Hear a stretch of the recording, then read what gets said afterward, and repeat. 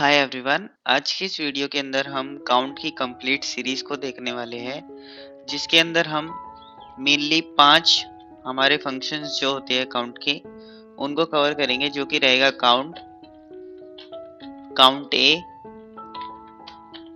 Count blank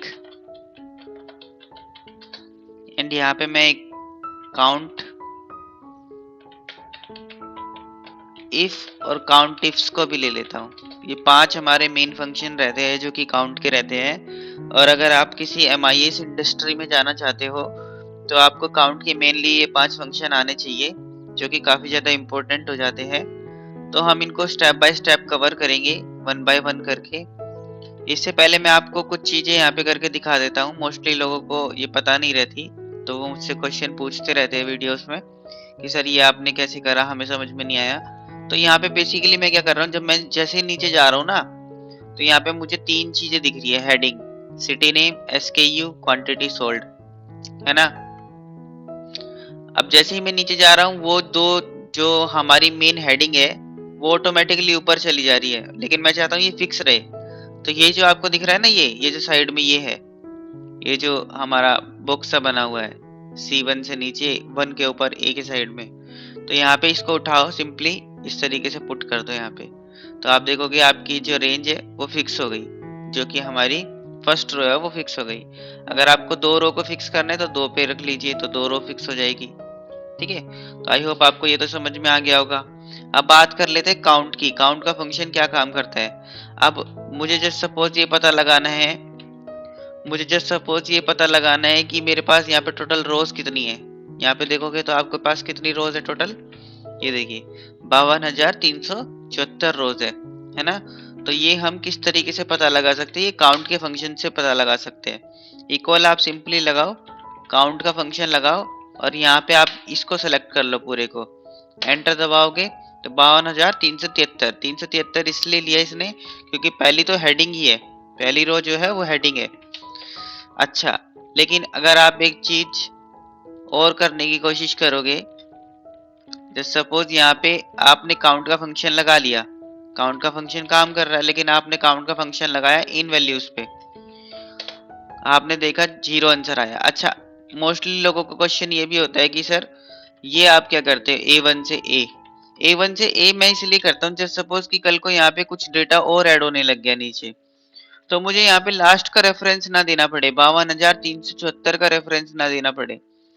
हालांकि जब आप इस चीज को एक्सेल में करने का ट्राई करोगे, सिंपली आपने यहाँ पे लिया काउंट का फंक्शन और आपने यहाँ पे सेलेक्ट किया C1 से C2। अगर आप देखेंगे तो C1 से C2 मैंने यहाँ लिखा है, और मैं जैसे C1 से C2 ले रहा हूँ, मैं 2 काट दे रहा हूँ, मतलब C1 से तो स्टार्ट हो और C में कहीं पे भी ना रुके, है ना। और F4 से मैं इसको लॉक कर देता हूँ। फ्रीजिंग के लिए जो मैं $C, $1, $C ये जो मैं करता हूँ, इसके लिए मैं एक अलग से वीडियो लाऊंगा अगर आपको ये चीज समझ में नहीं आती। फिलहाल के लिए आप इसको ऐसे समझो कि जैसे मैं फ्रीज कर देता हूँ तो ये मेरा कहीं पे मूव नहीं करेगा। मूव करने का मतलब है C1 से C में ही रहेगा, C1 से C2 C में नहीं जाएगा, C3 C में नहीं जाएगा, है ना। आई होप आपको ये बात समझ में आ रही है। तो 52,374 रोज आ रही है, 373 रोज, है ना। लेकिन अब काउंट का फंक्शन क्या करेगा, सिर्फ काउंट करेगा नंबर्स को, काउंट नंबर्स ओनली। आपको ये चीज ध्यान रखनी है, काउंट का फंक्शन नंबर्स को काउंट करता है। लेकिन अगर मैं काउंट ए लगा दूं यहाँ पे, अगर मैं यहाँ पे काउंट ए लगा दूं जो कि हमारा ये फंक्शन है, तो मैं आपको काउंट ए लगा के दिखाता हूँ, काउंट ए। अगर आप यहाँ पे पढ़ोगे भी ना, तो the number of values in A data sheet, मतलब इसका ये हुआ कि एक डेटा शीट के अंदर जितनी भी वैल्यूज है उनको काउंट कर लेगा। ठीक है, यहाँ पे हालांकि इनको वैल्यूज नहीं लिखना चाहिए था, यहाँ पे लिखना चाहिए था the count A function will count everything in Excel sheet. Everything का मतलब यहाँ पे ये हुआ कि चाहे वो आपका एरर हो, चाहे वो आपका फॉर्मूला हो, चाहे वो आपका टेक्स्ट हो, चाहे वो आपकी डेट हो, चाहे वो आपका नंबर हो, इट विल काउंट एवरीथिंग। ए का मतलब यहाँ पे क्या होता है, ऑल। ठीक है, काउंट ऑल करता है, ये सब सब चीजों को काउंट कर लेगा। ठीक है, तो जैसे ही मैं आपको यहाँ पे काउंट ऑल का फंक्शन लगा के दिखाता हूँ, इक्वल लगाया मैंने, काउंट ऑल का फंक्शन लगाया, काउंट ए जिसको हम बोलेंगे, और मैं अगर यहाँ पे लगाऊंगा तो ये 52,374 रोज दे रहा है, जो एक्चुअल में मेरी रोज है ना। इसने हेडिंग को भी इंक्लूड कर लिया। हेडिंग को इंक्लूड इसलिए किया क्योंकि हेडिंग में हमारा टेक्स्ट है, तो ये टेक्स्ट को भी काउंट कर लेगा। ठीक है, मैं इस पे लिख देता हूँ, ये टेक्स्ट को भी काउंट करेगा, ये एरर को भी काउंट करेगा, ये नंबर्स को भी काउंट करेगा, एवरीथिंग जो भी हमारी वैल्यूज होती है गूगल शीट के अंदर स्टोर कर सकते हैं हम जितनी भी वैल्यूज को, उन सभी चीजों को काउंट कर लेगा। काउंट ए का फॉर्मूला, अगर जस्ट सपोज कि आपको छोटा सा एग्जांपल मैं दिखाता हूँ, यहाँ पे आपको पता होगा हैशटैग एन और ए, ये हमारा एक एरर होता है। अगर मैं इसको काउंट ए की मदद से काउंट कराऊंगा तो ये इसको भी काउंट कर लेगा। आई होप आपको ये बात समझ में आ रही होगी कि काउंट ए का फंक्शन क्या करता है और काउंट का फंक्शन क्या करता है। ठीक है ना? तो काउंट का फंक्शन क्या करेगा, काउंट का फंक्शन नंबर्स को काउंट करेगा और काउंट ए का फंक्शन जो होगा वो सभी चीजों को काउंट कर लेगा।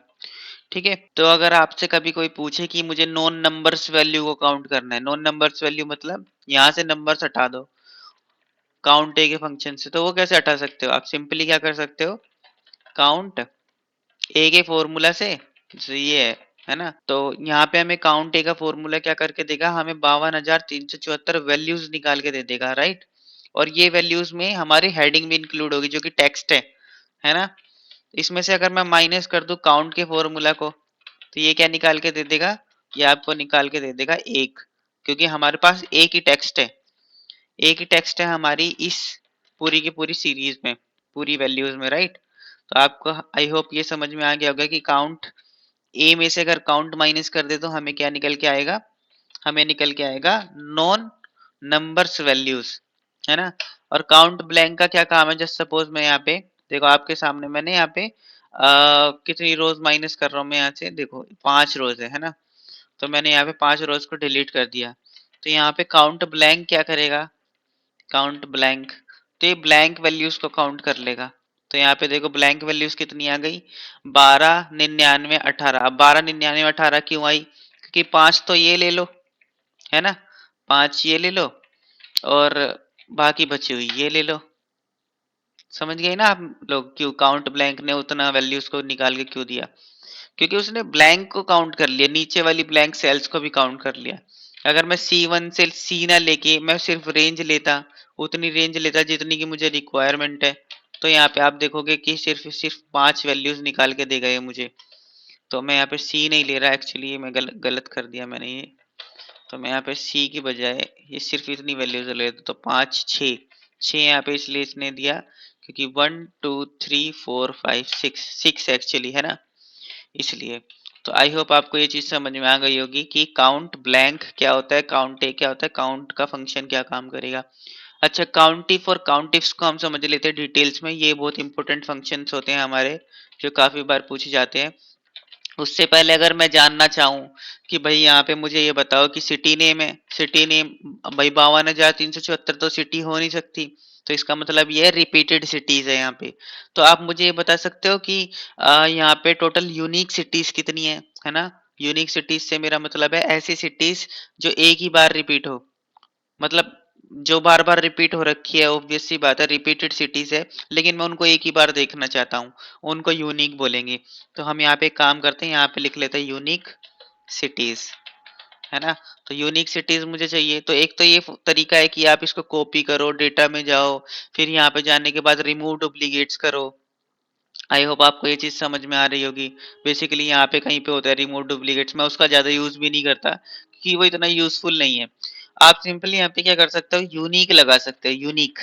यूनिक में आपसे पूछा जाएगा क्या, रेंज पूछा जाएगा। रेंज मतलब आप उस एरिया को सेलेक्ट करो जिस एरिया के अंदर से आप यूनिक वैल्यूज को फाइंड आउट करना चाहते हो। तो मेरे केस में यही है A2 से A3, लेकिन जस्ट सपोज कि फ्यूचर में ये बढ़ने लग गया तो मैं A3 को काट दूंगा। तो A2 से स्टार्ट हो जाओ और A में जितनी भी वैल्यूज है नीचे तक उन सभी को सिलेक्ट कर लो और लॉक कर दो। यहाँ पे आप देखोगे यहाँ पे यूनिक वैल्यूज आ गई, लेकिन मुझे ये देखनी है असेंडिंग डिसेंडिंग ऑर्डर में। आई होप आपको समझ में आ रहा है, A to Z फॉर्मेट में मुझे देखनी है। ठीक है, तो मैं यहाँ पे सिंपली क्या कर दूंगा, यूनिक से पहले गाइस, है ना, ये एडवांस तरीका मैं आपको बता रहा हूँ। तो यहाँ पे मैं बता दूंगा सॉर्ट, कि यूनिक जो वैल्यूज निकली है उनको सॉर्ट करके आप मुझे दिखा दो।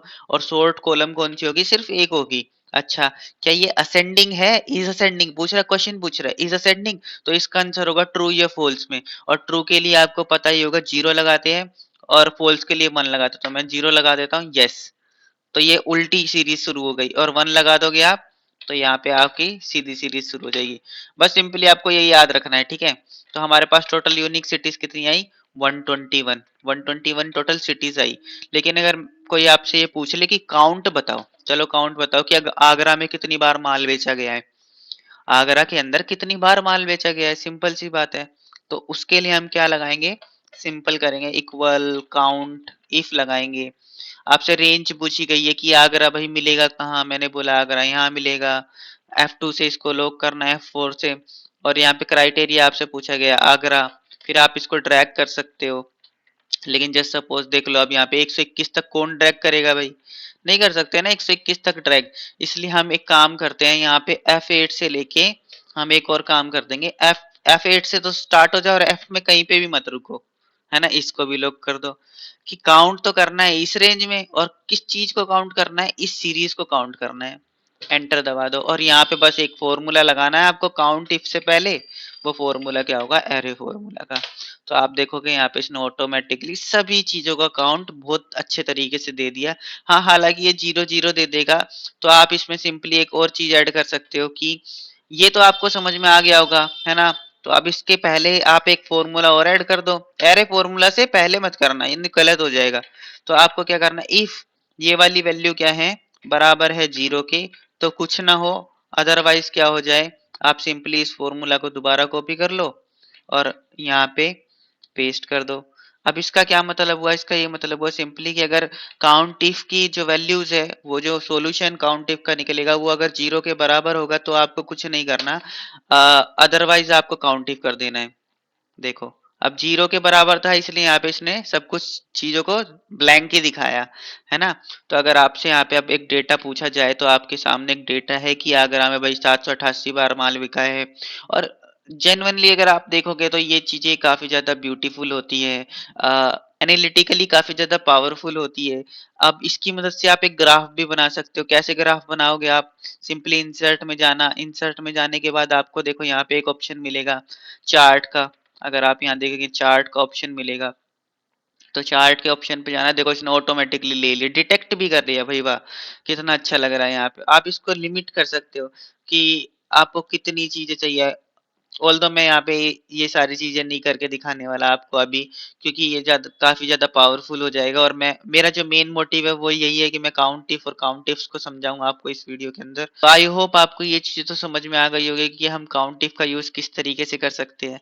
अब हम देख लेते हैं काउंट इफ्स का किस तरीके से यूज कर सकते हैं। फिलहाल के लिए मैं इस चार्ट को डिलीट कर देता हूँ यहाँ से। एंड यहाँ पे मैं आपको एक काउंट इफ्स का यूज करके दिखाता हूँ। तो मान के चलते 241 है, ठीक है। ये हमारा क्या है? एसकेयू है, एसकेयू है ये। और यहाँ पे हमारे पास टोटल हमारी सिटीज भी आ रखी है, तो मैं सिंपली इसको ले लूंगा। अब आपसे ये पूछा जाए, मान के चलो कि चलो मुझे ये बताओ, आगरा के अंदर 241 कितनी बार बिका? तब तब आप क्या करोगे? तब यहाँ पे आप फिर से निकालोगे काउंट इफ्स।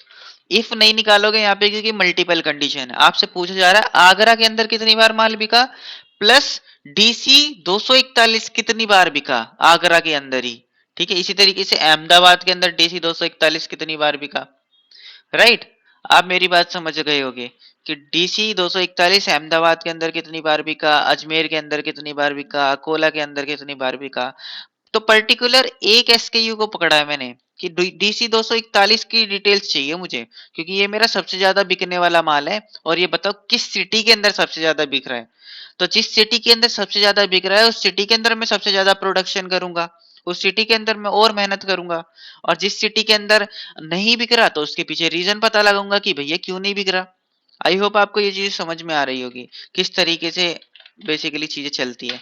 काउंटिस्ट लगाएंगे यहाँ पे, और सबसे पहले यहाँ पे पूछा जाएगा, देखो क्राइटेरिया रेंज 1 कि आगरा भैया मिलेगा कहाँ। या फिर आप ये भी ले सकते हो डीसी 241 मिलेगा कहाँ, लेकिन हमें सबसे पहले लेना है आगरा, क्योंकि हम सीरीज में चलेंगे। ठीक है, तो चलो आगरा ले लेते हैं।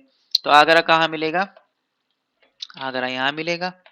A4 से ए लॉक करो, कोमा लगाओ। क्राइटेरिया क्या? इसके अंदर ये ढूंढना है आगरा को, कोमा। क्राइटेरिया रेंज 2 क्या? ये है। इसके अंदर DC 241 मिलेगा। इसके अंदर ढूंढना क्या है इस वाली सीरीज के अंदर, तो इसके अंदर ये ढूंढना है DC 241। ठीक है, और इसको पूरा लॉक करेंगे। क्यों? अगर आप लॉक नहीं करोगे, इसको जब ड्रैग करोगे, आप देखो यहाँ पे हमारे पास आंसर निकलता आ रहा है कि भाई आगरा के अंदर ये इतनी बार बिका, अहमदाबाद के अंदर DC 241 इतनी बार बिका। अब ये देखो जैसे ही मैं ड्रैग कर रहा हूँ ना, क्योंकि J8 मैंने पूरा लॉक कर रखा है, तो ये अपनी जगह से हिलेगा ही नहीं। तो इसे ही बोलते हैं फ्रीजिंग का कंसेप्ट। मोस्ट इंपोर्टेंट कंसेप्ट होता है हमारी गूगल शीट के अंदर और एक्सेल के अंदर। ठीक है। अच्छा, अगर मैं इसको लॉक ना करूँ तो, इसको अगर मैं लॉक ना करूँ तो, फ्रीज ना करूँ तो, जस्ट सपोज मैं इसको फ्रीज नहीं करता, ठीक है, मैंने डॉलर वॉलर सब हटा दिया, अभी इनको मैं डिलीट करता हूँ और जस्ट सपोज कि मैंने इसको ड्रैग करा। अब देखो, क्योंकि ये अपनी जगह से हिल रहा है, देखो J16 बन गया ये। और मैंने लॉक किसको किया था? मैंने लॉक किया था J8 को, क्योंकि मैंने लॉक ही नहीं किया अब, तो J8 बन गया J9, फिर J9 बन गया J10। और अगर मैं इसको लॉक कर देता तो J8 को लॉक कर देता तो मैं पूरा का पूरा ऐसे करके, ठीक है। तो आप देखोगे कि यहाँ पे ये ब्यूटीफुल तरीके से हमारा पूरा का पूरा आंसर निकाल के दे रहा है, देखो, है ना। और भाई इसको आप इसको सिंपली ड्रैग कर सकते हो पूरा नीचे तक, है ना। तो आपको यहाँ पे एक चीज ध्यान में रखनी होगी कि काउंट इफ्स के फॉर्मूला के साथ एरे फॉर्मूला काम नहीं करता। अगर आप यहाँ पे एरे फॉर्मूला लगाओगे तो ये काम नहीं करेगा। आप चलिए लगा के देख लीजिए एरे फॉर्मूला। इसको मैं अगर डिलीट कर देता हूँ तो एरे फॉर्मूला काम ही नहीं करेगा यहाँ पे। क्यों? क्योंकि एरे फॉर्मूला काम नहीं करता काउंट इफ्स के फंक्शन के साथ। ठीक है, क्योंकि इसके अंदर मल्टीपल क्राइटेरिया आ जाते हैं। काउंट इफ के फंक्शन के साथ आप इसको ब्यूटीफुल तरीके से लगा सकते हो, लेकिन काउंट इफ्स के फॉर्मूला के साथ इसको मत लगाओ। इसको लगाने के बाद आप आंसर नहीं फैच आउट कर पाओगे। ठीक है, फिलहाल के लिए दोस्तों इस वीडियो में इतना ही। आई होप आपको ये 5 फंक्शन समझ में आ गए होंगे अच्छे से, कि count, count A, count blank, count if और काउंट इफ के फॉर्मूला को किस तरीके से यूज करते हैं गूगल शीट के अंदर।